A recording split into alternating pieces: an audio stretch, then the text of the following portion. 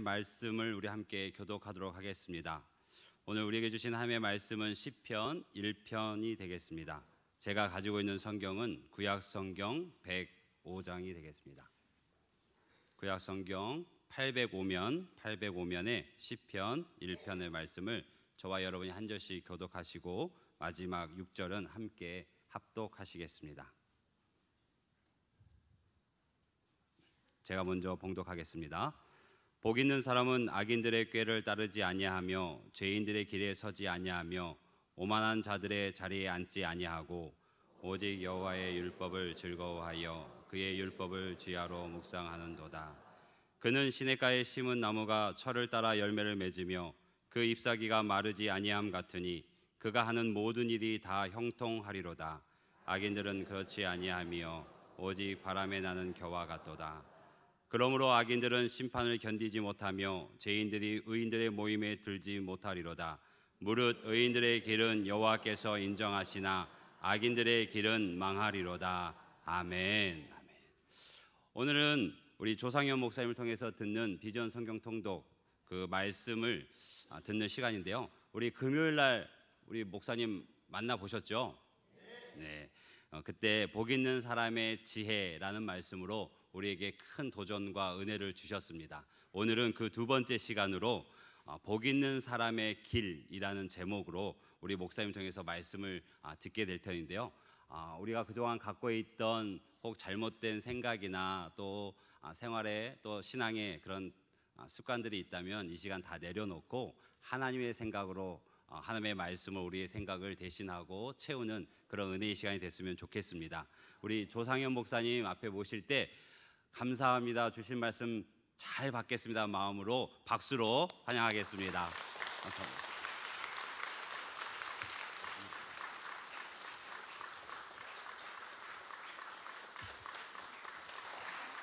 우리 할렐루야로 환영할까요? 할렐루야. 목사님 할렐루야. 반갑습니다. 감사합니다. 감사합니다.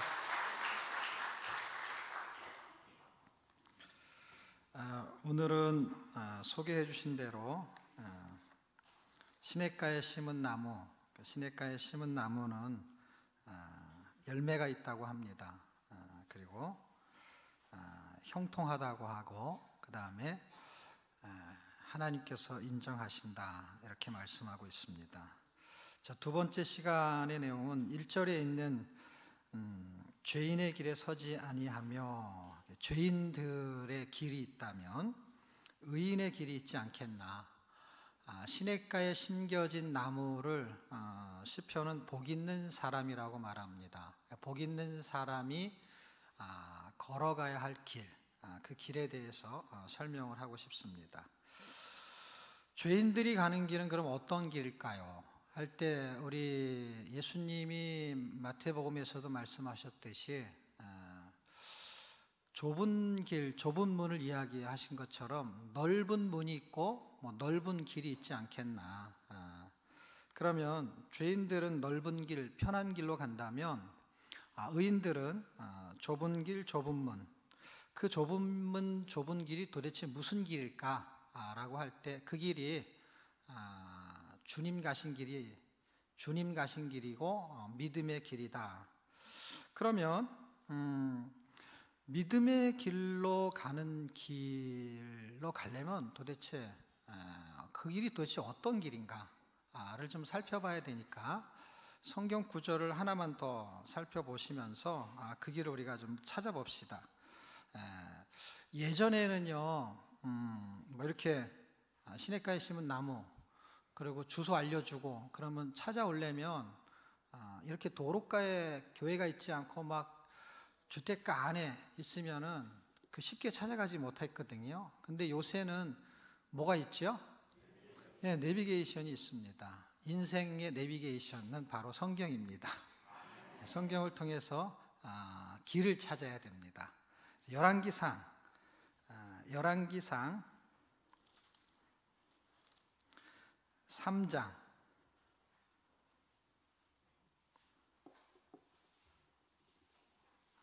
14절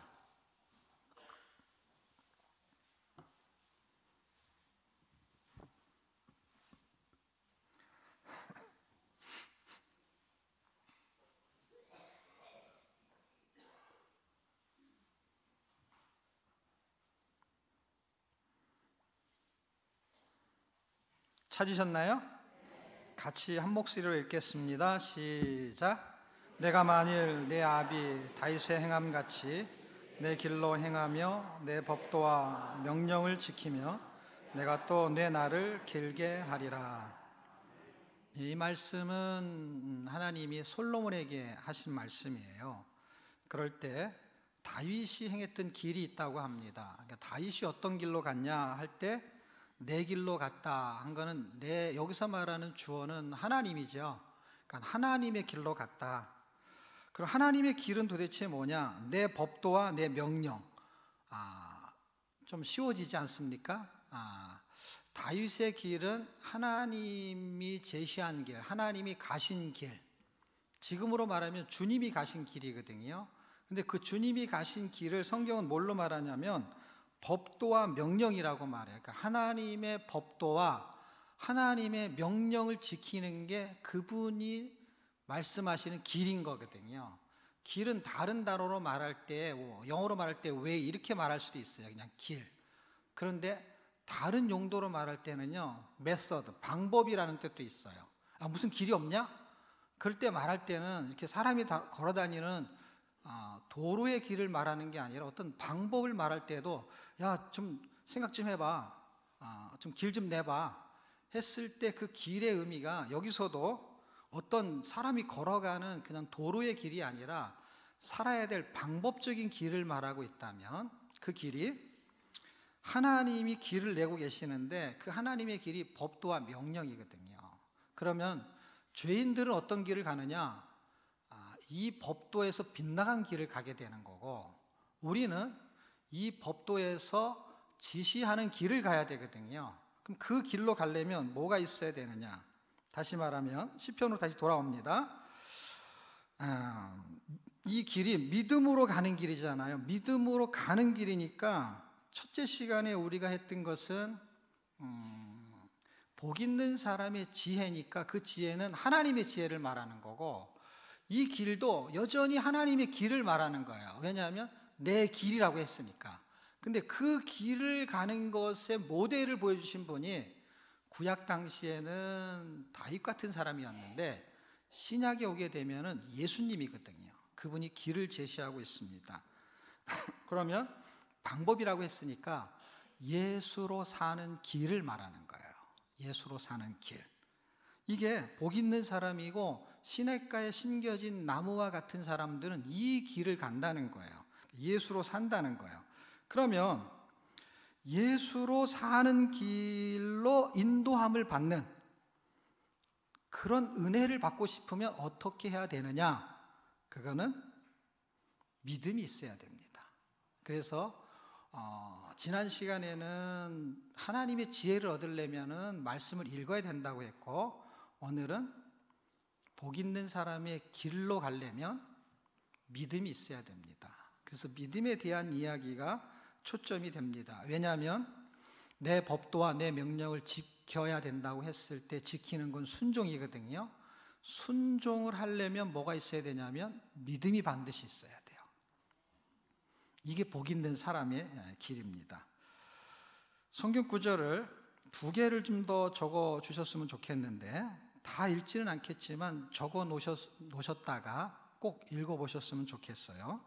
신명기 10장 12절에서 13절까지, 전도서 12장 13절 다시 한번 불러드리면 신명기 10장 12절 13절, 전도서 12장 13절. 왜 우리가 순종해야 되고 믿음이 있어야 되느냐 할 때 신명기는 4장, 6장 그리고 10장에 걸쳐서 뭔가를 요구하고 있어요. 이게 신명기 사적이라고 하는데요. 하나님의 요구가 있어요. 요구. 여러분 금요일 날에도 부모가 자식한테 뭔가 자꾸 말하는 게 있잖아요. 그게 부모의 요구거든요. 부모가 결혼해가지고 애를 낳아서 부모가 됐죠. 그래서 그 자녀한테 뭔가 자꾸 요구해요. 하나님이 우리를 하나님의 자녀로 출생시켜가지고 뭘 요구하는 게 있어요. 그 요구가 뭔가 봤더니 이 법도하고 아주 관련돼 있어요. 그래서 신명기 4장과 6장, 근데 6장을 사람들이 잘 알아요.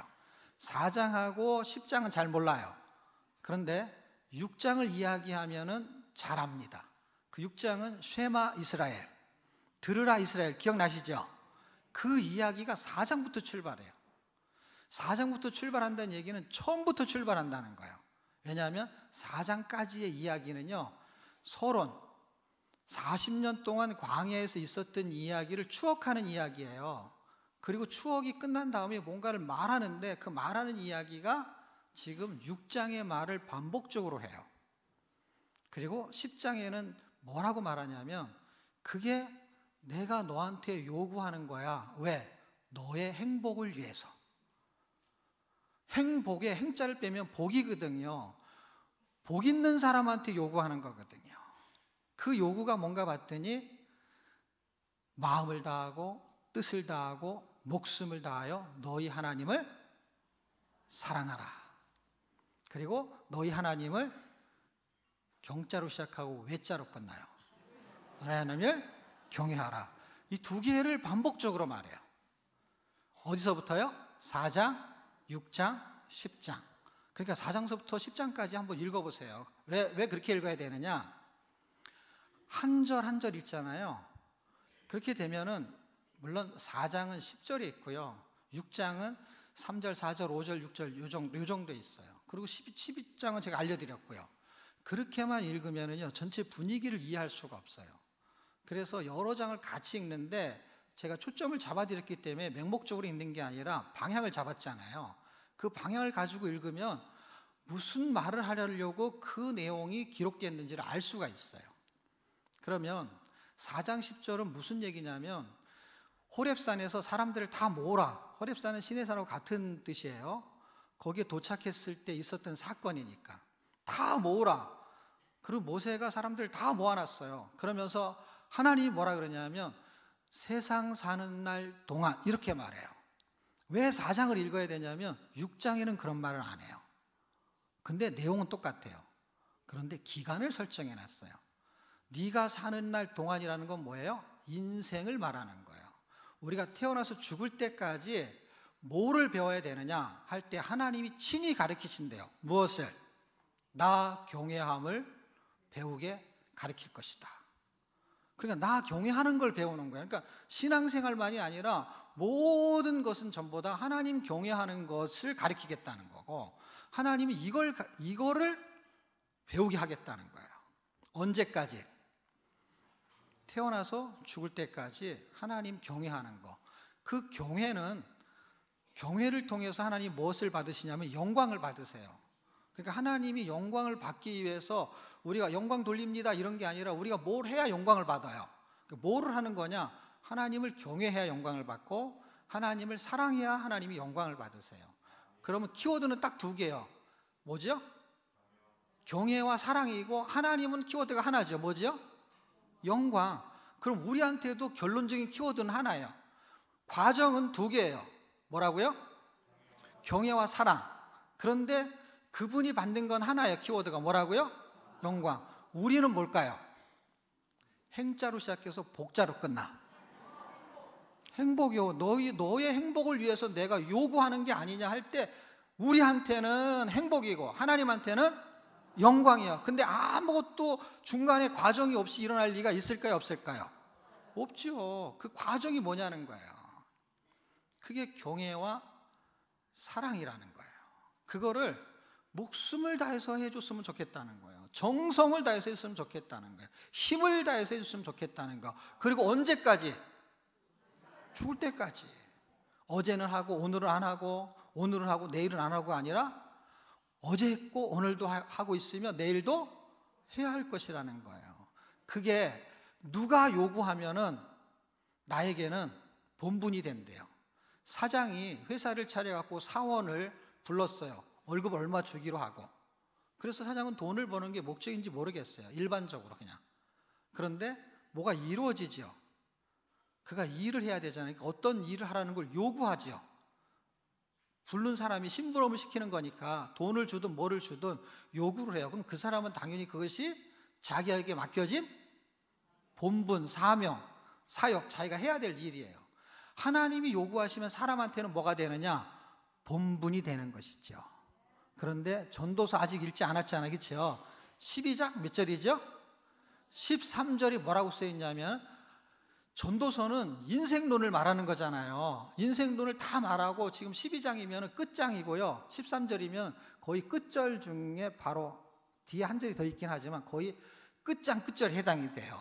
거의 마지막에 뭐라 그러냐면 일의 결국을 다 들었으니 하나님을 경외하는 것이 사람의 본분이라 이렇게 기록되어 있어요. 집에 가서 읽어보시라고. 왜냐하면 금요일보다 시간이 짧아가지고 성경 찾아볼 시간이 부족하니까. 그럼 하나님은 요구하시고 사람은 본분이 됐어요. 그럼 우리는 뭐만 하면 되죠? 경외하고 사랑을 하면 돼요. 근데 이게 두 개잖아요. 하나로 줄여주면 좋을까요? 아니면 두 개, 세 개 많으면 좋을까요? 줄여주면 좋죠. 그래서 제가 오늘 좀 줄여보려고. 이 두 가지잖아요. 경외도 해야 되고 사랑도 해야 되고. 둘 중에, 그럼 만약에 둘 중에 하나를 여러분에게 선택하라고 하면 뭐 선택하고 싶어요? 거의 사랑을 선택하더라고. 그러면 제가 질문을 할게요. 한번 대답을 해보세요. 여러분은 하나님을 사랑하십니까? 좋아요. 그런데 하나님의 말씀에는 순종이 잘 됩니까?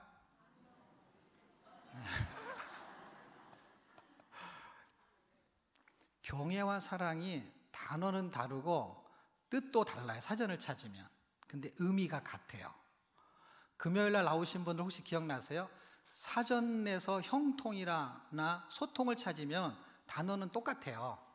그러니까 단어가 똑같다는 게 아니라 의미는 우리가 동일한 걸 찾을 수가 있어요. 소통에 대한 의미를 찾을 수 있어요. 근데 성경에서 말하는 소통의 의미는 좀 다르다라는 걸 제가 표현한 거고, 형통이라는 걸 사전으로 찾으면은 불통의 반대잖아요. 형통은. 그러니까 어려운 일이 생기지 않는 거예요. 인생이 삶이 이렇게 뻥 뚫린 거예요. 그런데 사전적인 의미는 그렇지만 성경적인 의미는 범사에 형통할 수는 없잖아요. 안 좋은 일이 생길 때 있잖아요. 전도서 3장 읽어보면 성경도 말하잖아요. 울 때가 있으면 뭐예요? 웃을 때가 있고, 날 때가 있으면 죽을 때 있고, 그러니까 잘 될 때가 있으면 잘 안 될 때도 있죠. 그럼 잘 안 되는 건 형통이 아니잖아요. 근데 어떻게 범사에 형통하냐고. 그거는 의미가 있다는 거지, 의미가. 그러니까 경애와 사랑은 단어의 뜻은 달라요. 그런데 의미가 같아요. 하나로 줄여준다는 건 무슨 뜻이냐면 이게 하나라는 뜻이에요. 하나라는 뜻인데 하나는 어떤 뜻이냐면은 순종이라는 뜻으로 귀결이 돼요. 그럼 보세요. 같은데 순종이야. 지금 보세요. 세 가지 단어를 하나로 이해하셔야만이 오늘 우리가 하려고 하는 거는 결론은 순종이에요. 금요일 날도 결론은 순종이, 형통의 결과의 단계는 순종의 단계거든요. 하나님과 관계를 말하는 거니까 그거를 좀 더 이제 설명을 하는 거예요. 이번 시간에는 그 설명을 끌고 와서 하는 거예요. 그러면 하나님을 경외하고 사랑해야 되는데 그게 결국은 순종이라는 단어하고 귀결이 될 건데, 여러분이 하나님을 사랑하십니까? 라고 했을 때 사랑한다고 했어요. 근데 순종은 안 하겠다는 게 아니라 잘 안 된다는 거예요. 제가 무슨 뜻인지 다 알아요. 그러니까 안 하겠다는 것도 아니고 못 한다는 것도 아니고 해보려고 해요. 근데 해보면 잘 안 돼. 어떤 건 잘 되는 게 있고 어떤 건 잘 안 되는 게 있어. 근데 이 순종이 이상하게 잘 안 돼요. 여러분, 순종의 반대가 뭐죠? 뭐 그런 것만 있는 게 아니에요. 뭐 순종의 반대는 잡종도 있어요. 이게 하고 싶은데 잘 안 돼. 근데 이 단어의 의미를 이해해야만이 이걸 풀어낼 수가 있어요. 그러면 이게 같은 뜻이라는 것을 아셔야만이 순종은 어떻게 하면 되는지를 찾아낼 수가 있어. 그럼 보세요. 여러분이 하나님을 사랑한다고 했을 때는 대답을 하시고, 그러니까 대답했다는 건 뭐냐면 사랑한다고 이제 아멘이라고 했고, 그 다음에 순종은 잘 되십니까? 할 때 노멘이라고 한 거예요. 끝은 다 똑같아요. 그런데 이게 같다고 하면은 사랑도 잘 안 되는 걸로 이해를 해야 돼요. 그러니까 사랑을 지금 내가 하고 있는데 안 한다는 게 아니에요. 순종도 안 한다는 게 아니라 사랑을 어떻게 한 거냐면 여태까지 일방통행으로 한 거예요. 그러니까 내가 하나님을 사랑한 거지 하나님이 원하는 사랑을 하지 않고 있을 수도 있는 거예요.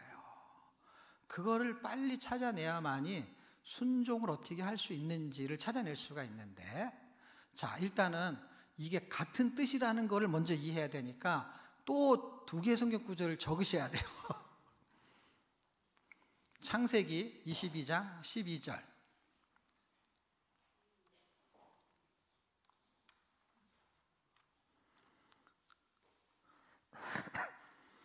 요한복음 14장 21절. 창세기 22장 12절. 요한복음 14장 21절. 그러면 요 성경 구절을 거기만 딱 읽지 말고 신약 성경은 거기만 읽어도 돼요. 신약 성경은 스토리를 설명하는 책이 아니에요. 신약 성경은 구약의 스토리의 구조를 잡아주는 책이기 때문에 결론적으로 구조를 잡는 책이에요. 구조를. 내용 자체가 구조를 잡아요.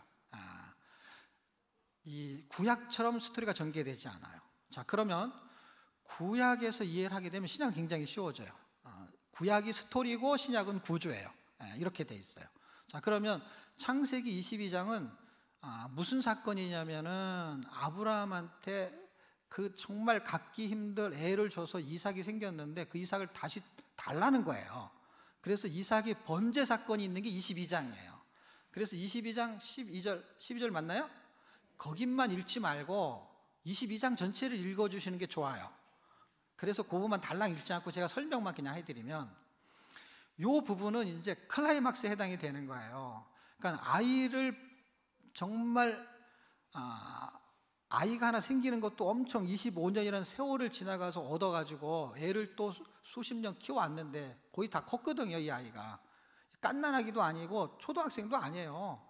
그때 이삭의 나이는 적어도 팔씨름하면은 아브라함을 이길 수 있을 정도로 힘이 센 그 나무 짐을 지고 갈 정도로 건장한 사람이라고요. 힘이 있다고요. 아버지는 100살이 훨씬 넘었고 100살이 났으니까요. 그러니까 아버지를 업고 갈 수 있는 정도로 힘이 있는 사람인데 일단 그 아들을 바치라고 하는 거예요. 근데 이걸 바치기가 되게 힘든 거거든요. 그런데 이거를 바치는 사건이 등장하는 게 22절이죠. 근데 22절의 내용이 뭐냐면 이걸 바치려고 하면서 칼로 찌르려고 할 때 하나님의 천사가 그 팔을 붙잡고 다급하게 외치는 거죠. 어떻게 해요? 이제 네가 나를 경외하는 줄을 알았다. 그럼 경외의 사전적인 의미는 두렵고 떨린다는 의미를 갖고 있어요. 그런데 뭘 했을 때 너 두려워해서 너 정말 나를 두려워하는구나. 이제 네가 나를 경외하는 줄 알았다. 이 말이 아니고 뭐였죠? 순종을 했잖아요. 순종. 아이를 죽여서 나한테 바쳐라고 하는 일을 지금 하고 있는 거잖아요. 그거를 성경에는 지금 순종이라는 명사가 써 있지 않지만 그 행동을 명사로 바꾸면 뭐예요? 순종이잖아요. 이제 네가 나를 경외하는 줄 알았다. 뭐 했을 때? 이삭을 죽이려고 했을 때. 사람을 죽이려고 했을 때를 말하는 게 아니라 하나님이 뭔가 명령했을 때. 지금 아까 우리가 왕상 13장 14절에 읽을 때 그 길이 어떤 길이냐면 내 길은 내 법도와 명령이라고 했는데 그게 주님이 가신 길이고 그 주님 가신 길이 어떤 거냐면 십자가의 길이거든요. 근데 빌립보서 2장 5절, 6절, 7절, 8절을 읽으면 그 길이 무슨 길인가? 주님께 순종한 길이거든요. 그러니까 자기의 목숨을 내려놓을 때까지 복종하셨다, 순종하셨다. 그게 주님이 가신 길이에요. 그냥 십자가에 그냥 올라간 게 아니라 주님이 원했기 때문에. 그러니까 십자가가 중요한 게 아니라 주님이 더 중요해요. 그러니까 하나님의 말씀이 중요한 거죠. 하나님이 십자가에서 죽었으면 좋겠다. 그거죠. 근데 그렇게 했다는 게 죽기까지 뭐 했다고요? 순종했다는 거잖아요. 그것이 아버지가 원하는 길이라는 거예요. 그러니까 이 일을 하고 있었던 거예요. 아브라함 당시에도 너 자식을 죽이는 거는 너가 죽는 것보다 더 힘든 일이거든요. 차라리 제가 죽겠습니다 해야 될 판인데 그거는 안 된다는 거예요. 왜냐하면 너가 죽는 정도 갖고 안 된다는 거야. 왜냐하면 더 힘든 걸 시킨 거거든요. 아브라함한테 야 네가 죽어라 했을 때 아브라함은 살 만큼 살았기 때문에 이삭 대신 내가 죽겠습니다 할 때 그래 네가 죽어라. 그게 아니고 이삭을 죽이는 게 더 힘든 거예요. 아마 자기 보고 죽으라 했으면은 더 빨리 순종했을지도 몰라. 물론 거기를 걸어가야 되기 때문에 3일 길이 있기 때문에 3일 동안 무슨 생각을 했을까요? 어떻게 하면 이것을 다른 길로 갈 수 있을까? 벗어날 수 있을까? 근데 3일 길을 갔다는 얘기는 뭐예요? 그거는 망설임이 없었다라는 걸 증명하는 게 3일 길이에요. 왜냐하면 그 길이 3일 길이니까. 그게 3일 길인데 6일 걸렸다 그런 건 뭐예요? 천천히 걸어간 거죠. 생각할 게 많으니까. 망설임이 없는 거예요. 3일 길은 망설임이 없다는 뜻이에요. 그리고 우리가 무슨 일을 할 때 3세번 같은 게 있잖아요. 가위바위보에도 3세번도 있고 그 다음에 뭘 할 때도 사진을 찍어도 하나 둘 셋 이렇게 하잖아요. 그러면 이거 하나 둘 이렇게 해서 3번째 할 줄 알았는데 하나님이 한국 사람이면 충분히 준비하고 있다가 이렇게 탁 잡으면 되는데 아브라함은 한국 사람이 아닌지 그냥 한 번에 이렇게 내려치는 거예요. 그래서 하나님이 당황한 사건이 사실은 아브라함이 당황해야 되거든요. 왜냐하면 줬다가 도로 가져가는 게 뭐야 이게. 정말 당황스러워야 되는데 하나님이 놀란 거야. 저는 이게 하나님이 놀란 사건이라고 생각이 들거든요. 놀라지 않으면 그렇게 다급하게 할 필요가 없어요. 그냥 명령하면 되고 편안하게 하면 되는데 그렇게 빨리 내려칠 줄을 생각을 못한 거예요. 그리고 3일 길인데 3일 만에 와버렸네. 그럼 빨리 간 거예요 여러분. 그런데 경외라는 것이 순종이라는 거에 동의어처럼 의미가 같다는 거예요. 같은 의미로 지금 성경이 해석해 주고 있잖아요. 그런데 요한복음 14장 21절을 읽어보면은 나의 계명을 가지고 지키는 자라야 나를 사랑하는 자니 나도 그를 사랑하여 그에게 나를 나타내리라. 그러니까 나의 계명을 가지고 지키는 자라를 명사로 바꾸면 두자로 바꾸면 뭐가 되는 거예요? 순종이죠. 순종하는 거를 뭘로 보겠다는 거예요? 사랑으로. 근데 우리는 순종이 안 되는데 어떻게 사랑한다고 말할 수 있을까? 아니 지금 정확하게 성경이 말하고 있잖아요. 여러분이 사랑이 없다, 순종을 못한다 이런 말을 하고 싶은 게 아니라 성경이 동의어로 쓰고 있잖아요. 지금 동의어로 사랑과 순종을 같은 뜻으로 지금 말하고 있는 거는 동의하시죠? 여러분이. 그러면은 우리가 사랑을 안 한다는 게 아니라 사랑이 빗나가고 있을 수도 있다를 점검해 봐야 된다는 거예요. 내가 생각하는 하나님의 사랑과 하나님이 원하는 사랑이 다를 수 있을까요? 없을까요? 있지요. 왜냐하면 인간끼리도 다른데. 인간끼리 다른 거 뭔지 아세요? 여러분 치킨을 먹으면 어떤 부위가 맛있어요? 다리? 날개? 근데 어떤 사람은요 퍽퍽한 가슴살을 좋아하는 사람이 있어요. 다리 안 먹는 사람이 있어요. 두 부부가요 오래 살다가요 이혼을 하려고 이혼이 다 결정이 됐죠. 그래서 이제 마지막 날 이제 한번 식사라도 한번 하고 헤어지자. 그래가지고 이제 치킨을 먹었대요. 치킨을 먹는데 이 남편이요 닭다리를 아내한테 탁 주면서 이거 드시라고. 아내가 막 화를 고럭 내면서 마지막까지 나한테 닭다리를 준다고. 내가 좋아하는 거는 닭 가슴살이라고. 근데 이 남편은요 자기가 제일 좋아하는 거 자기가 좋아하는 게 맛있는 거잖아요 자기한테. 그러니까 이 좋아하는 걸 준 거예요. 예를 들면 마지막이라도 사랑이라는 표현을 하고 싶은 거죠. 그런데 받아들이는 사람은 그것을 맛있어 하지 않는 사람인 거예요. 이 사람은 닭 가슴살이 먹고 싶은데 한 번도 자기는 그걸 못 먹은 거예요. 왜냐하면 늘 남편이 아내를 사랑했는데 그 사랑의 표현이 상대방이 느낄 때 느낄 수가 없었던 거예요. 이건 진짜 실화예요. 지어낸 게 아니고요. 그리고 우리 교회에서도요 그 닭다리 잘 안 먹고 닭가슴살 좋아하는 사람 진짜 있어요. 그런 사람이 행복한 거예요. 서로 닭다리를 먹으려고 그러면 얼마나 이게 가정에 평화가 없잖아요.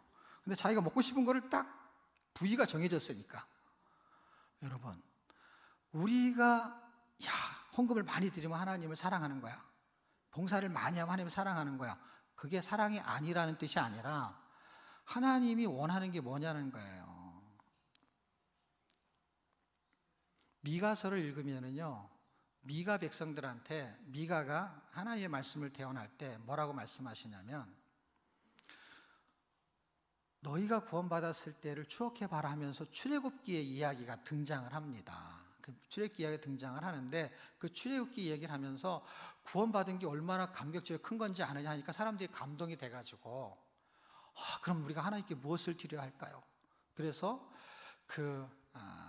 천천의 수양가, 그러니까 1000마리의 수양가, 물질이잖아요 그게. 그 만만의 강수, 기름을, 그걸 드릴까요? 아니면 내 몸에서 난 첫 맏아들을 드릴까요? 무엇을 하나님께 드리는 것으로 보답을 할까요? 라고 했을 때 하나님이, 그래 내가 받고 싶은 거야, 이렇게 말하지 않고, 나는 그것을 원하지 않는다. 인애를 원하고 사랑을 원한다. 그리고 하나님 경외하는 걸 원한다. 그렇게 써 있어요. 미가서에도. 헌금하지 말라는 얘기가 아니고 봉사하지 말라는 얘기가 아니라, 하나님이 원하시는 거는, 헌금을 많이 했는데 하나님이 뭔가 이렇게 찝찝한 게 있어. 하나님이 원하는, 하나님이 받고 싶은 뭐가 있는데 그거를 안 하고 그냥 돈만 놓고 가. 여러분이 자녀를 키워본 사람이 알 거 아니에요. 정말 용돈을 잘 주는 자식이 있어. 정말 좋은 대학 나와가지고 좋은 데 취직해가지고 돈을 많이 타. 그래가지고 부모님의 은혜에 감사한다고 하면서 돈을 놓고 가는 자식이 있어요. 근데 어떤 자녀는 잘 키웠는데 그렇게 좋은 대학도 못 가고 좋은 직장을 못 다녀서 그렇게 돈을 놓고 갈 수가 없어. 그런데 늘 전화해줘. 안부를 물어보고, 그 다음에 뭐 보일러가 고장났다 그러면 와가지고 고쳐주고. 근데 이 돈 많이 놓고 가는 사람은, 알았어요, 통장으로 돈 보낼 테니까 뭐 저기 AS 기사 부르세요, 이런 자식이 하나 있어. 부모가 원하는 거는 돈도 원할 수 있죠. 왜냐하면 돈이 있으면 용돈을 가지고 쓸 수도 있으니까. 돈이 필요 없다는 게 아니에요. 돈도 필요하죠. 그런데 늘 마음에 있는 자식은 누구냐면, 돈을 많이 갖다 주지는 못하는데 안부를 물어보고 전화해주고 대화해주고, 그 다음에 힘들다 그러면 들어주고, 그 다음에 집안이 대소사가 있으면 와가지고 고쳐주고. 여러분은 누가 더 느낌이 있을까요? 둘 다 느낌이 있어야죠. 돈도 필요하다니까. 하나님은 근데 가난한 돈이 없으면 못 살고 가난한 분은 아니잖아요. 그러니까 돈이 전혀 필요 없다고, 헌금이 필요 없다고 말할 수는 없지. 왜냐하면 그것도 하나의 하나님을 사랑하는 척도에 들 수 있지만, 본심으로 알 수 있는 거는 그걸로 해결되는 게 아닌 거잖아요. 이 계명을 지키는 걸로 성경은 사랑이라고 이미 정확하게 글자로 박아놨잖아요. 헌금을 많이 하면 나를 사랑하는 거, 이건 찾아보기 힘들거든요, 솔직히. 그런데 나의 계명을 가지고 지키는 자라야 나를 사랑하는 자, 이렇게 써놨잖아요. 그러면 돈 없는 사람은 하나님을 사랑할 수 없잖아요. 어떻게 하면? 헌금을 많이 하는 걸로만 사랑이라고 한다면, 그러면 가난하거나 또는 지식이 부족해서 뭔가 교사로 봉사할 수 없거나 이런 사람들은 하나님을 사랑할 수 있는 것이 이미 없어져 버린 거잖아요. 근데 성경은 가난한 사람도 하나님을 사랑할 수 있을까요? 없을까요? 있게 만들어 놨잖아요. 지식이 부족한 사람도 하나님을 사랑할 수 있을까요? 없을까요? 있지요. 그리고 사실은 하나님의 백성 중에는 가난한 사람이 더 많아요. 복음을 선포할 때 가난한 자에게 복음이 전파되는데 하라, 이렇게 말했어요. 가난한 사람들이 하나님을 믿을 수 있는, 충분히 믿을 수 있고 하나님을 사랑할 수 있고 하나님을 경외할 수 있어요. 경외가 순종이니까, 계명을 지키는 거니까. 그것이 열왕기상에서는 그게 하나님이 원하는 길이잖아요. 그 법도잖아요. 그런데 이렇게 살려고 하는데 그거는 우리가 순종인 줄 아는데 순종은 잘 안 된다 해서, 이게 안 되는 거를 설명하는 게 목적이 아니라 잘 되는 방법을 설명하는 게 목적이에요, 제 얘기는. 근데 되는지 안 되는지도 모르면 안 되니까, 일단 잘 안 되는 거를 증명해야 되니까 우리는 우리 방식대로 하나님을 사랑했어요. 근데 성경이 원하는 방식대로 하나님을 사랑하려면 텍스트를 알아야 돼요. 성경, 하나님의 마음을 알아야 돼요. 두 번째 자식은요, 부모의 마음을 안 거죠. 부모가 뭐가 힘든지, 뭐가 외로워하는지 그걸 아는 것이죠.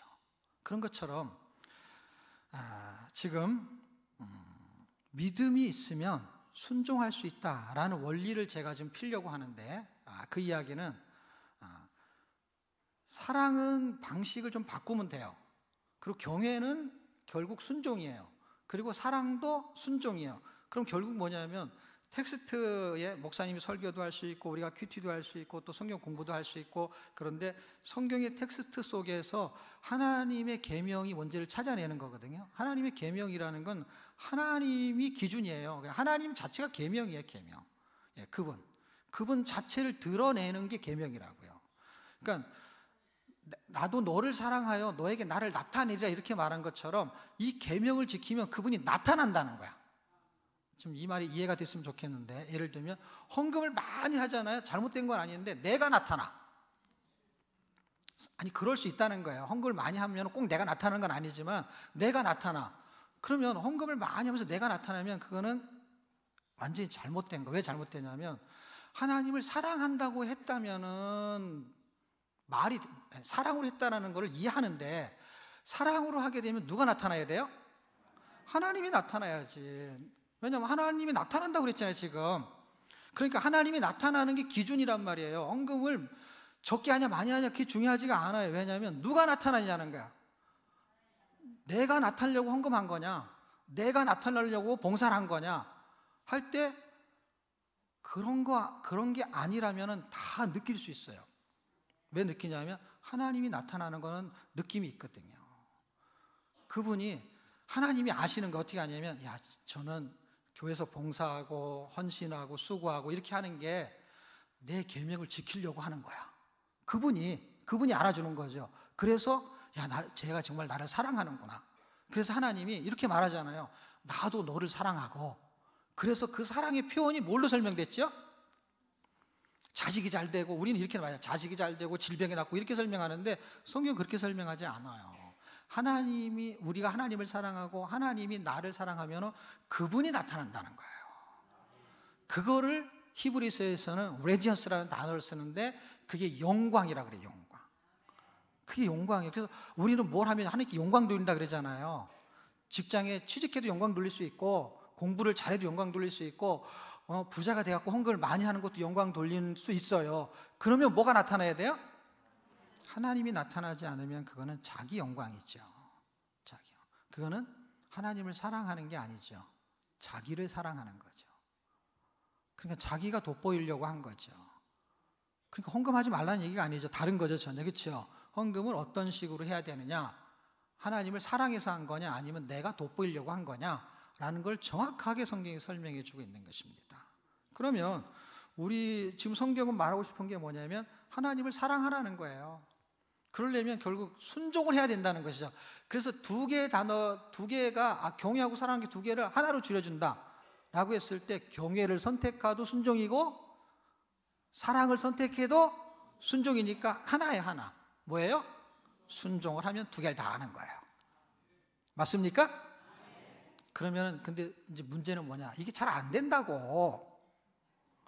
그러니까 이걸 잘 안 되는 거, 그냥 나도 다 안다고, 이제 다 아는데, 그러니까 어떡할 거냐고, 이게 안 되는데 이거를. 그리고 지금 몰랐는데 이제 알았어. 알아도 안 되잖아 이게 지금. 그러니까 지금 이 시간에는 어떻게 하면 순종이 잘 되는지, 그게 오늘의 주제예요. 지금까지는 서론을 말한 거야.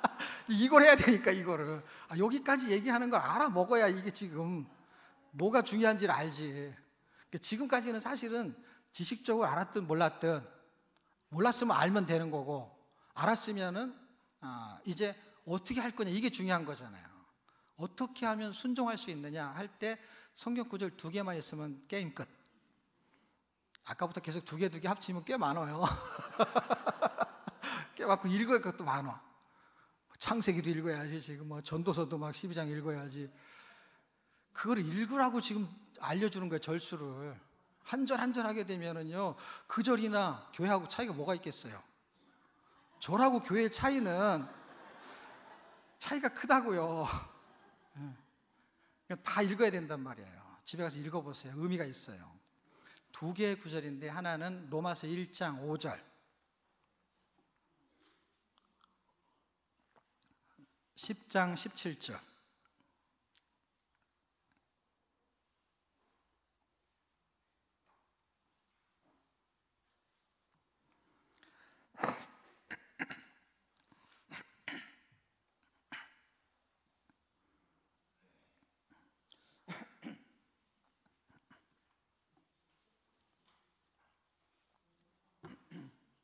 적으셨나요? 네, 로마서 1장 5절은 믿어 순종케 하나니, 믿어 순종하게 하나니, 이제 이런 문장의 구조고요. 그 다음에 로마서 10장 17절은 믿음은 들음에서 나고 들음은 그리스도의 말씀이다, 이렇게 되어 있습니다. 그러면 로마서 1장 5절하고 같은 두 개는, 이렇게 두 개를 알아야 되는데 1장 5절의 의미를 좀 더 설명해 주는 성경 구절이 있어요. 그거는 이제 부가적으로 하나를 더 기록하시려면 로마서가 1장에서 몇 장까지죠? 16장까지잖아요. 근데 16장에도 똑같은 말이 있어요. 똑같은 말이 있다는 것은 반복적으로 말한다는 뜻이잖아요. 그게 16장. 이거는 같이 한번 읽었으면 좋겠는데,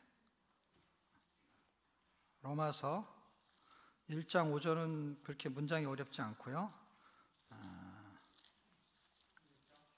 16장 26절,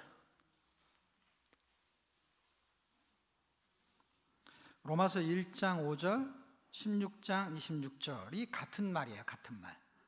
같은 말이라는 게 무슨 뜻이냐면 이 말을 하려고 로마서 1장서부터 출발한 거고, 그 다음에 이 말의 결론을 내려고 16장에서 끝을 내는 거예요. 그러니까 로마서는 무슨 얘기를 하고 싶으냐면 순종을 말하고 싶은 거예요. 순종을.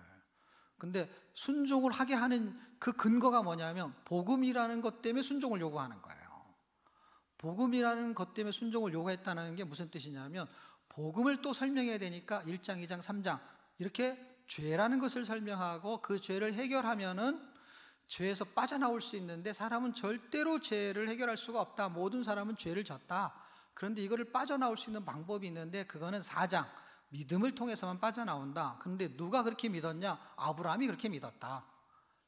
그래서 모델 케이스를 쓰고 있고 그 이야기를 이제 11장까지 뭘로 설명하고 있냐면 구원을 받으려면 어떤 일이 발생하는지에 대한 이야기를 쓰고 있고 우리는 이걸 복음이라고 합니다. 그리고 구원받은 사람은 어떻게 살아야 되느냐 하는 이야기를 쓰고 있는 게 12장에서 16장까지 이야기예요. 그래서 전반부는 복음의 이론, 후반부는 복음의 실제를 말하는 거야. 여러분이 그 무슨 음식 만드는 그런 학원에 가게 되면 이론이 있잖아요. 이론. 김치찌개, 두부찌개 만들려면은 김치가 얼마 필요하고 두부가 얼마 필요하고 뭐 그런 거 있잖아요. 그 이론. 그럼 그런 걸 재료를 준비해가지고 실제 그거를 끓이는 실습이 있잖아요. 구원이라는 이론과 구원의 삶이라는 실제를 설명할 때 이 단어가 복음이에요. 복음이라는 건 뭐냐면 이 복음을 믿어야만이 구원을 받는데 구원을 받고 구원의 삶을 살려면 반드시 뭐가 있어야 되느냐 할 때 믿음으로 구원받고 믿음으로 순종한다. 그래서 키워드는 딱 믿음 하나인데 발생되는 거는 두 개처럼 보여요. 어떤 거예요? 구원, 구원의 삶. 근데 구원의 삶을 성경이 뭘로 단어를 귀결시키냐면 순종이라고 귀결시켜요. 그래서 믿어 순종하게 하나니를 영어 성경으로 해석하면은 믿음이 있어야만이 순종이 온다 이 뜻이에요. 1장 5절을 영어로 읽어보시면 영어로 못 읽으시면 영어로 읽는 자녀한테 물어보세요. 이게 영어로 무슨 뜻이냐 그러면 어머니 이거는요 믿음이 있어야만이 순종이 와요. 그러니까 믿음이 없으면 순종이 오지 않는 거예요. 이렇게 돼 있단 말이에요. 그래서 믿어 순종하게 하나니 할 거는 믿음이 선행되지 않으면 순종을 안 온다 이 뜻이에요. 한국말로도 자세히 설명이 돼 있는데 영어로 읽으면 좀 더 의미가 있을 수 있다 이 뜻이에요. 그리고 다른 번역반도 봐도 되고. 그러면 믿게 하는 이유가 뭐냐? 순종하게 만들라고. 16장 26절을 같이 한번 읽겠습니다. 찾으셨나요? 저기 있나요? 네, 시작. 이제는 나타나신 바 되었으며 영원하신 하나님의 명을 쫓아 선지자들의 글로 말미암아 모든 민족으로 믿어 순종하게 하시려고 알게 하신 바 그 비밀의 계시를 쫓아낸 것이니 이 복음으로 너희를 능히 경고케 하실. 읽으면 그냥 설명이 돼 있잖아요. 설명이 돼 있다는 건 뭐예요?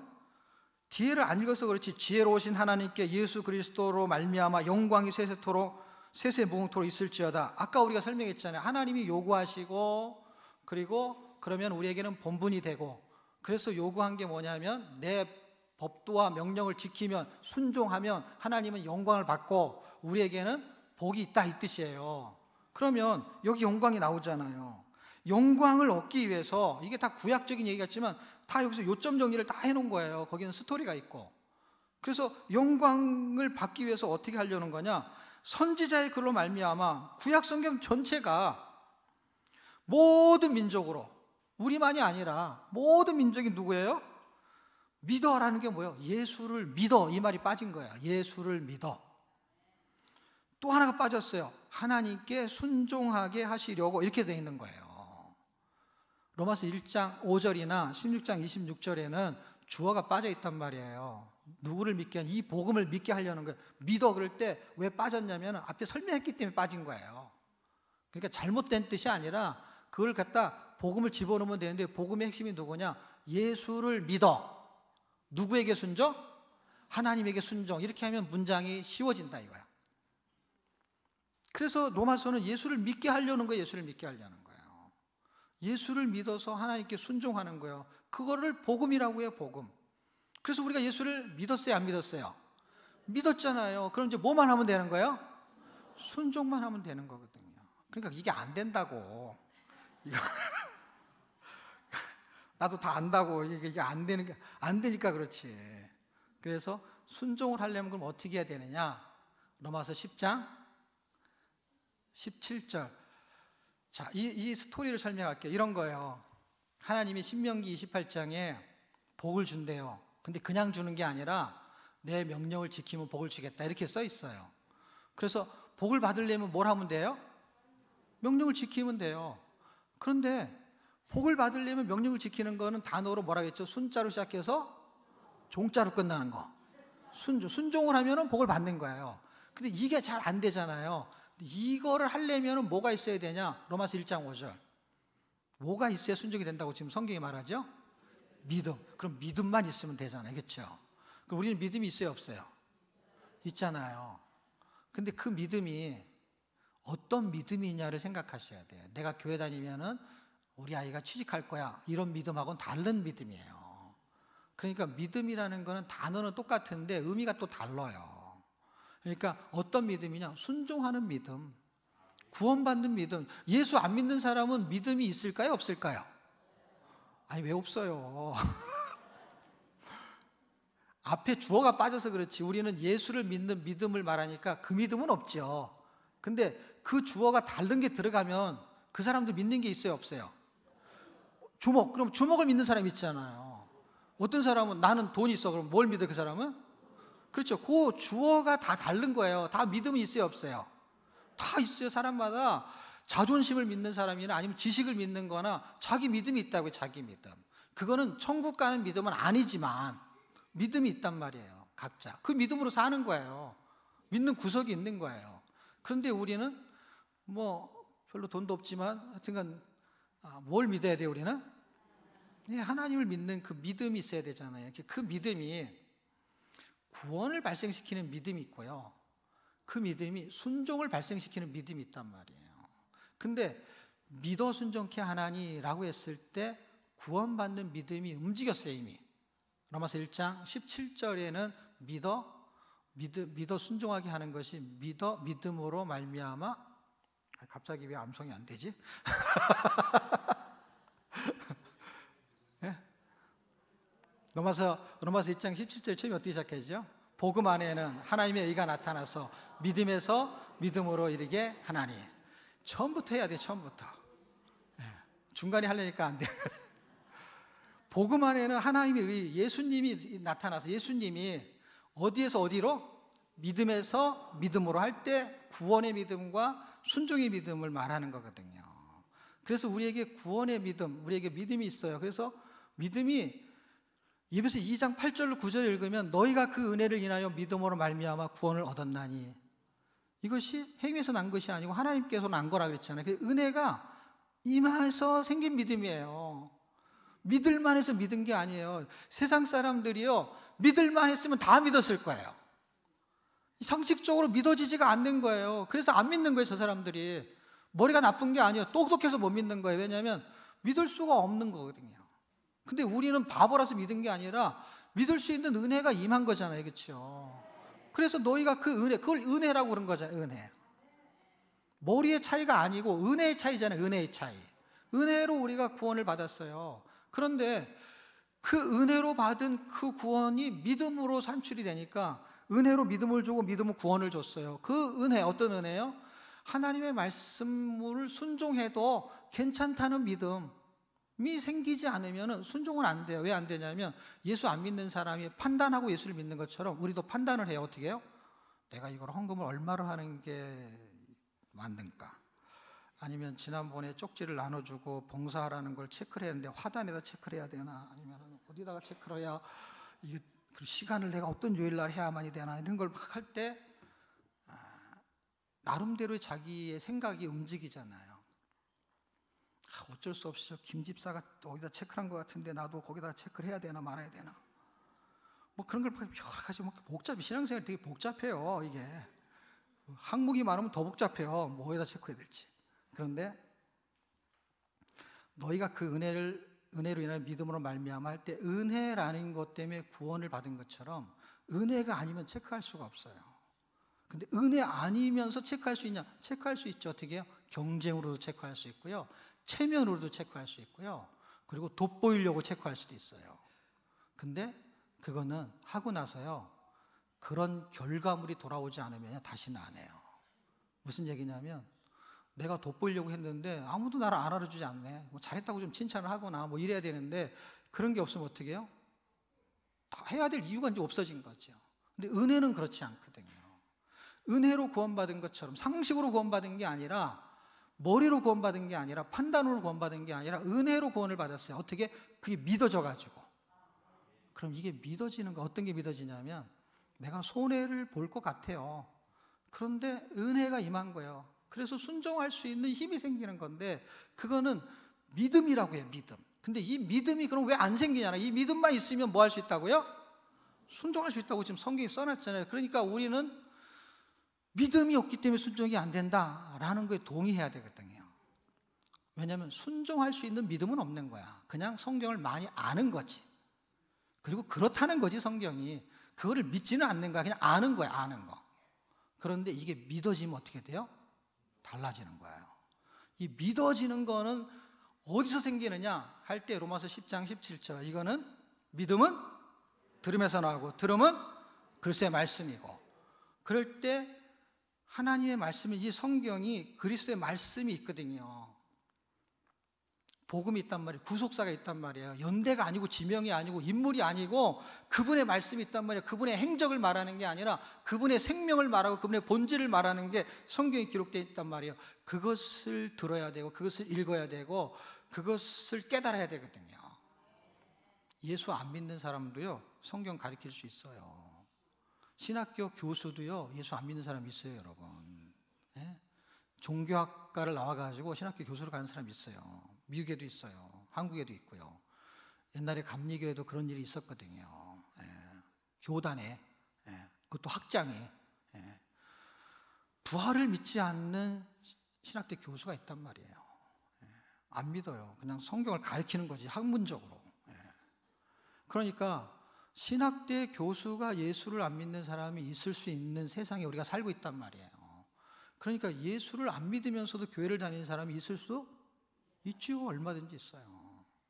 그러니까 이 믿음이라는 것이 어떻게 생기느냐 할 때 한 절만 더 적어 놓으실래요? 히브리서 12장 2절.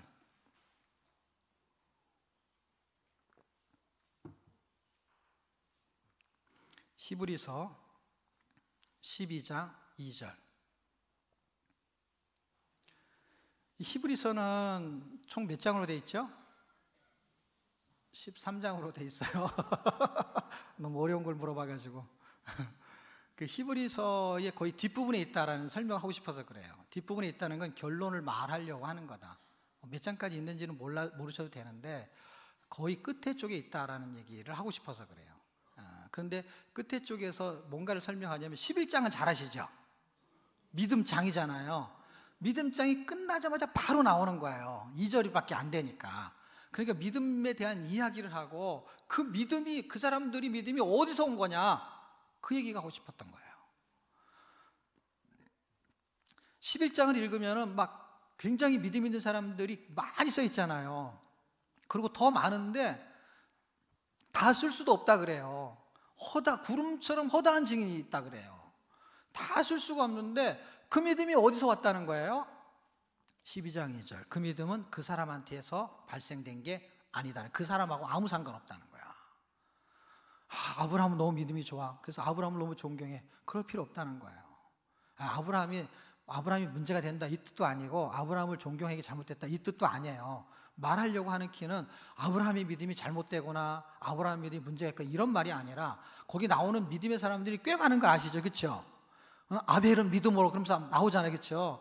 믿음으로 쫙 노아도 나오고 믿음으로 노아는 뭐 방주를 짓고 쫙 그냥 창세기서부터 쫙 인물이 나오잖아요. 근데 그 사람들의 믿음을 당연히 본받고 따라야 되지만 그걸 공부한다고 믿음이 생기지 않는다는 걸 아셔야 돼요. 그냥 정말 귀한 믿음을 하나님이 주셨구나. 믿음을 가진 사람보다 믿음을 준 분을 지금 설명하는 게 12장 2절이에요. 그 12장 2절은 뭐냐면 그러면 믿음에 있는 그 사람들, 이런 믿음을 주는 분이 있네를 봐야 돼. 이런 믿음을 주는 분, 그분을 찾아야 돼. 그러면 뭐를 찾는 거와 똑같은 거냐면 믿음은 여기서 나오는 거구나. 이게 아브라함을 공부한다고 아브라함 믿음이 나오는 게 아니구나. 이거는 그 근원지가 여기 있구나 할 때 12장 2절은 뭐냐면 믿음의 주요 이렇게 출발해요. 믿음의 주요 온전케 하신 이인 예수를 바라보라. 믿음이 어디에서 나오냐면 예수님한테 나온다는 거예요. 너희가 그 은혜를 믿음으로 말미암아 할 때 그 믿음을 은혜로 주는 분이 누구라고 지금 성경이 말하고 있어요? 예수라고 정확하게 말하고 있잖아요. 믿음의 주요 할 때 그 주를 그냥 한문으로 주님이라고 해도 틀리지 않아요. 근데 영어 성경은 오더라는 단어를 쓰기 때문에 믿음의 주인, 믿음의 저자, 믿음을 만들어낸 사람이 누구라고요? 예수님이라는 거예요. 우리는 믿음을 만들어낼 수가 없다는 거예요. 비타민 C를 인간의 몸에서는 생성이 안 된대요. 근데 어떤 동물은 비타민 C가 생성이 되는 동물이 있대요. 근데 비타민 C가 필요하대요, 사람한테. 그러면은 그게 생성이 되는 동물 우리가 만약에 생성이 된다면은 외부에서 비타민 C를 받아들일 필요는 없잖아요. 그렇죠? 음식이나 뭐 비타민 C 같은 걸 먹을 필요가 없잖아요. 내 몸에서 그냥 나니까. 근데 이게 필요한데 없을 때는 외부에서 갖고 와야 되잖아요. 그게 비타민 C래요, 비타민 C. 비타민 C가 결핍되면 여러 가지로 안 좋기 때문에 비타민 C가 어느 정도 공급이 필요하다. 뭐 야채, 채소에 많다. 뭐 이런 얘기를 하는데 저는 그런 기준은 잘 모르겠고 어쨌든 제가 아는 상식은 필요한 것을 공급을 받아야 되는데 음식으로 받든지 아니면 약으로 받든지 받지 못하면 상당히 많이 어려움이 있다라는 거예요. 신앙생활에 우리 몸에서 생성되지 않는 것처럼 신앙생활에 내가 스스로 생성할 수 없는 것이 있는데 그것이 반드시 필요한 거예요. 그것이 없으면 신앙생활 할 수가 없어. 그게 뭔가 봤더니 믿음이라는 겁니다. 성경은 공부할 수 있어요. 그냥 머리로 할 수 있어요. 머리로. 예수 안 믿는 사람도 교수가 있다 그랬잖아요. 그러니까 머리로 할 수 있어요. 음악도 노래 잘 부르는 사람 할 수 있어요. 피아노 잘 치는 사람 할 수 있어요. 예수 안 믿고도 할 수 있단 말이에요. 교회 음악도 할 수 있다니까요. 영성이 없어서 그렇지 이거 반주 그대로 하는 거 칠 수 있잖아요. 지휘도 할 수 있잖아요. 교회 안 다녀도. 그런데 신앙생활에 가장 필요한 게 뭐냐면 믿음이라는 거예요. 이게 없으면 순종이 일어나지 않는다라는 거예요. 사랑이 일어나지 않는다. 어떤 사랑이냐면 내가 하나님 받고 싶은 사랑이 아니라 내가 마음대로 하고 싶은 사랑을 하는 거예요. 그는 공허한 거예요. 오죽했으면 이혼하고 싶을까요? 닭다리를 주는데 가슴살도 아니고 퍽퍽한 거 아니고 그러니까 이게 다른 거거든요. 하나님이 원하는 게 있다라는 거예요. 하나님이 원하는 걸 눈치채는 거죠. 그게 믿음이잖아요. 그러니까 뭐를 원하냐는 거 하나님이. 그걸 해주는 거잖아요. 그런데 믿음이 없으면 순종할 수가 없는데, 믿음은 그리스도의 말씀을 듣는 거잖아요. 근데 그리스도의 말씀을 듣는 것일 때 그리스도의 말씀이 아무거나 듣는 게 아니라 그리스도에 대한 행적 같은 게 있어요. 행적, 연대, 그분이 어디서 태어나고 뭐 했고, 그거는 상식적인 지식의 공부예요. 역사, 배경. 그런데 성경은 그리스도의 말씀이라고 말한 건 뭐냐면 그리스도의 본질이라는 의미가 그 말씀에 들어있는 거예요. 그 본질이라는 건 뭐냐면 그분의 생명을 읽어내야 되는 거거든요. 성경을 읽으면서요, 뭘 느껴야 되냐면요, 생명이 일로 전달돼야 돼요. 생명이. 왜냐하면 이건 하나님의 호흡이, 성경은 하나님의 호흡이거든요. 우리는 기도가 호흡이라고 생각하는데 성경도 호흡이거든요. 그분이 말씀을 줘야 생명이 살아나는 거거든요. 그래서 그분은 생명이 빛이고 생명이 말씀이란 말이에요. 말씀으로 세상을 창조하고 말씀으로 세계가 지어졌다고 히브리서 4장 12절에 말씀하세요. 그러니까 말씀으로 모든 걸 행하시는 그분, 그분의 말씀이 생명이에요. 그분의 말 한마디로 죽을 수도 있고 살 수도 있어요. 왕의 말이 그런 권위가 있잖아요. 그분의 말씀이 생명을 읽어내는 거예요. 그러니까 읽을 때 여러분 성경 읽으면은 피곤해요? 아니면 피곤하다가 성경 읽으면 막 머리가 맑아져요?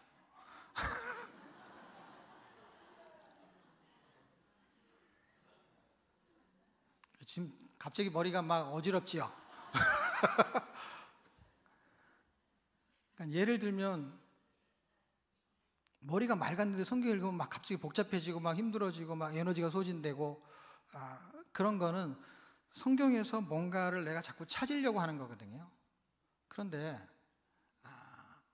성경을 읽다가 에너지가 소진되는 사람이 있고요, 성경을 읽다가 에너지가 충전되는 사람이 있어요. 그 차이는 뭐냐면요, 충전은 받는 의미를 있는 거고요, 방전은 뭐가 이렇게 나가는 거예요. 그러니까 성경을 어떻게 읽냐면 충전을 읽는 방법도 있다 이 뜻이에요. 근데 어떻게 이걸 알 수가 있어요?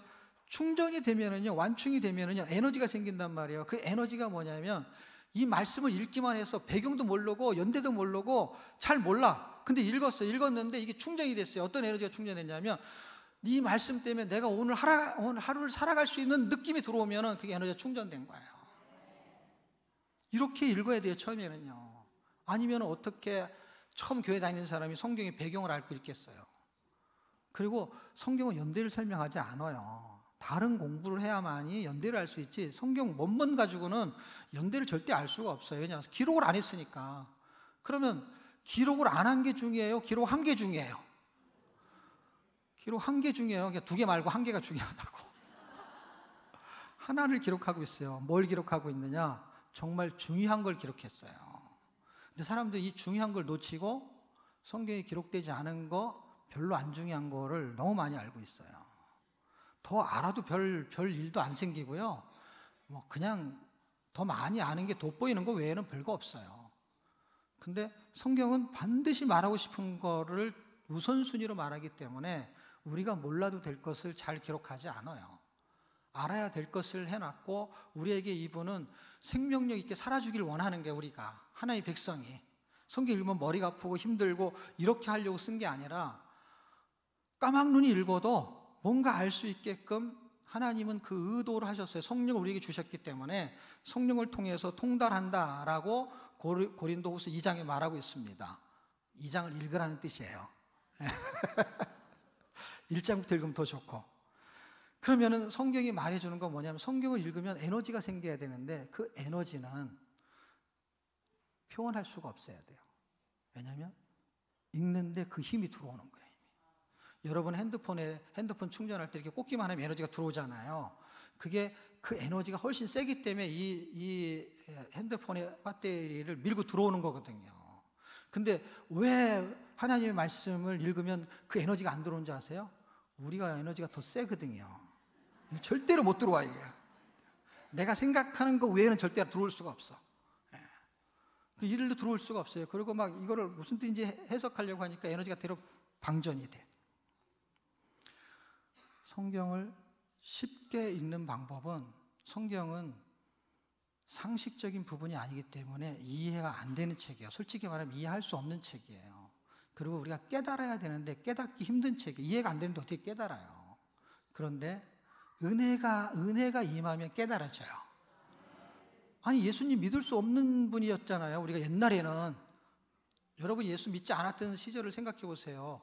상식적으로 갑자기 와가지고 당신은 죄입니다, 뭐 이런 식으로 막 대입해가지고 막 예수 믿으면 천국 갑니다, 뭐 지옥이 있습니다. 그게 어떻게 그걸 이해할 수 있어요? 학교에서 배운 적도 없는데. 근데 오늘날 그게 믿어지잖아요. 그걸 은혜라고 밖에 표현할 수 없는 것처럼 왜 하나님은 그것만, 천국 가는 것만 은혜를 주냐고, 일상생활에는 왜 은혜를 안 주냐고요. 그럴 일은 없어요. 하나님은 반드시 여러분의 일상생활에 은혜를 주실 거예요. 그 일상생활의 은혜를 받으려면 성경을 내 지식으로 읽는 게 아니라 그분이 은혜를 주는 걸로 받는 건데, 어차피 이거는 깨달아지거나 이해되는 책이 아닌 상식 범위를 넘어선 책이에요. 그러면 우리가 이 말씀을 받아들일 수 있는 믿음이 필요한 거거든요. 성경 읽기도 믿음이 필요해요. 어떤 믿음? 그분이 나에게 설명해 줄 것을 믿는 거예요. 당신의 말씀이 돕는 사람들을 통해서, 목회자나 서기관과 대장, 바리새인 뭐 이런 사람들이 그 당시에는 율법학자, 성경을 가리키는 사람이었어요. 그런데 그런 사람들이 지금도 있지요. 그런데 성경의 텍스트를 우리한테 주시고 성령이 있기 때문에 성령이 우리에게 친히 역사하시거든요. 그럼 큐티는 뭐 하려고 혼자 해요? 다 그런 사람한테 배우지. 큐티는 성경 읽으면서 성령이 은혜를 주시면서 깨달아지는 부분이 있는 거잖아요. 우리가 범위를 작게 읽어서 그렇지. 항공 큐티라는 게 있어요. 항공 큐티. 저는 항공 큐티를 해봤거든요. 보통 한 장 큐티도 잘 안 해요. 몇 절 큐티를 하는 거죠. 그렇죠? 그 절에서나 하는 거예요. 그거는. 우리는 교회잖아요. 교회. 한 장씩 해야지. 한 장씩. 예? 한 권 하려고 그러면은 시간이 많이 걸리고 범위가 길기 때문에 시간이 오래 걸리는 단점이 있지만, 한 권을 큐티할 수 있는 힘이 생기잖아요. 그러면은 장절을 해석할 수 있는 힘이 생겨요. 한 권이 말하는 의미의 해석을 해낸다면 장절의 깊이를 알아지거든요. 그거는 읽는 수밖에 없어요. 방법은. 결론을 내면 믿음은 들음에서 나요.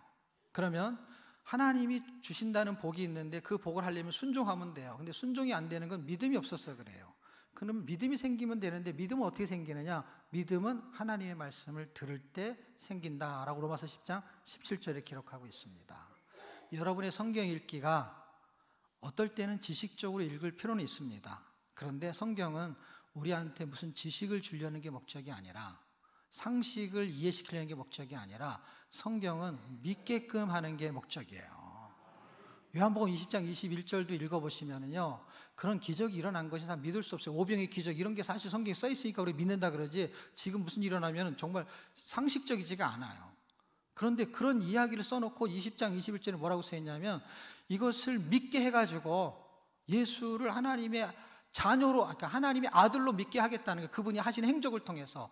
그래서 생명을 얻게 만들겠다는 거예요. 그러니까 성경은 우리에게 상식으로 준 게 아니라 믿음을 주려고 쓰신 책이고, 성경은 어떤 책이냐면 믿으려고 읽는 거거든요. 그래서 여러분의 성경 읽기가 믿음이 있는 성경 읽기가 되기를 주의 이름으로 축복합니다. 기도하고 마치겠습니다. 하나님 은혜를 감사합니다. 우리는 하나님을 사랑합니다. 우리는 하나님을 경외합니다. 그런데 하나님, 순종이 잘 안 됩니다. 순종이 잘 안 되는 이유를 찾아보니, 우리의 방식대로 경외했고 우리의 방식대로 사랑했다면 이제 하나님이 원하는 방식대로 사랑하고 경외하는 것이 그 법도와 명령을 지키는 것이고 그것이 순종이라고 한다면 순종하기를 원합니다. 그런데 하나님, 순종하기 위해서 성경은 믿음이 필요하다고 합니다. 하나님, 우리에게 믿음을 주시옵소서. 이 믿음이 금식 기도해도 생기지 않을 수 있고, 이 믿음이 하나님 뭘 해도 생기지 않을 수 있는데, 이 믿음의 근원과 근거가 히브리서에 보면 예수님이라고 말하고 있습니다. 그 예수님의 일대기를 읽어냄을 통해서, 그분의 말씀을 통해서, 그분을 통해서 우리에게 믿음이 생성되는 걸 알게 되었습니다. 그래서 성경 읽기가 단순한 읽기가 아니라 믿기 위해서 읽는, 그런 시도와 그런 열정과 그런 열매들이 시냇가 푸른나무 교회에 나타나기를 원합니다. 그런 은혜를 그런 은혜를 부어주시고 그런 은혜가 넘쳐나기를 소망합니다. 이제는 우리 주 예수 그리스도의 영원하신 생명 사명 주신 그 크신 은혜와 하나님이 죄인을 하나님의 자녀 삼으시고 하나님의 동역자로 동행자로 대언자로 신의 성품에 참여케 하신 그 신기하고 놀라우신 새 창조의 사랑하심과 지금도 실제로 우리 가운데 내주하셔서 역사하시는 성령님의 감화, 감동, 교통하시는 임마누엘이 오늘 말씀을 듣고 돌아가는 이 발걸음이 복되게 하시고 아름답게 하시고 주님이 사랑하시는 시냇가 푸른 나무 위에 영원토록 넘쳐나기를 간절히 축원하옵나이다. 아멘.